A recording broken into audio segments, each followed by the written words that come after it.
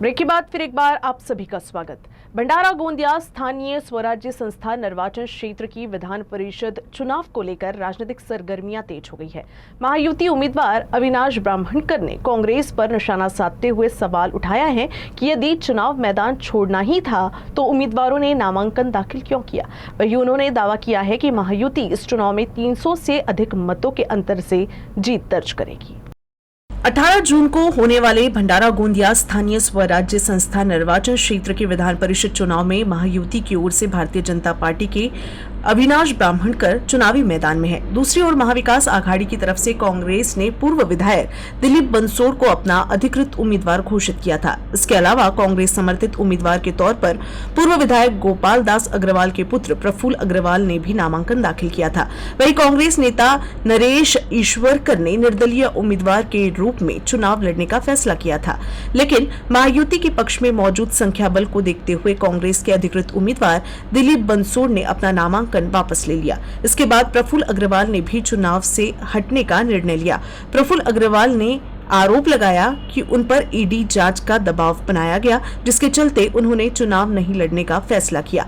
हालांकि कांग्रेस समर्थित निर्दलीय उम्मीदवार नरेश ईश्वरकर अब भी चुनावी मैदान में बने हुए हैं। इस बीच महायुति उम्मीदवार अविनाश ब्राह्मणकर ने विपक्ष पर निशाना साधते हुए कहा कि यदि चुनाव लड़ना नहीं था तो नामांकन दाखिल करने का कोई औचित्य नहीं था।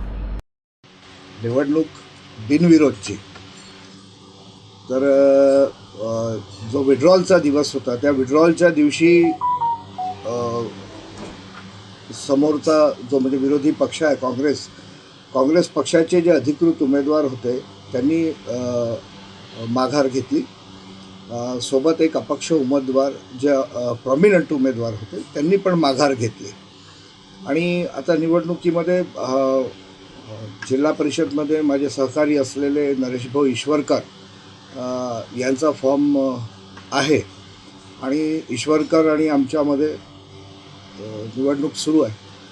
वहीं दूसरी ओर कांग्रेस के अधिकृत उम्मीदवार दिलीप बंसोड़ और प्रफुल्ल अग्रवाल ने अपना नामांकन वापस लेने के बाद पार्टी के निर्दलीय उम्मीदवार नरेश ईश्वरकर को समर्थन देने का फैसला किया है।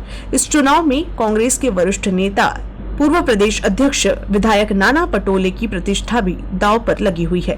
हालांकि पिछले लोकसभा चुनाव में भाजपा उम्मीदवार को हराकर कांग्रेस का सांसद चुनवाने वाले नाना पटोले के लिए ये चुनाव भी अहम माना जा रहा है। अब सभी की नजरें इस बात पर टिकी है कि कांग्रेस समर्थित उम्मीदवार नरेश ईश्वरकर कितना मुकाबला कर पाते हैं और महायुति अपने जीत के दावों को कितना सही साबित करती है। वहीं भंडारा गोंदिया विधान परिषद चुनाव में मुकाबला अब प्रतिष्ठा का बन चुका है।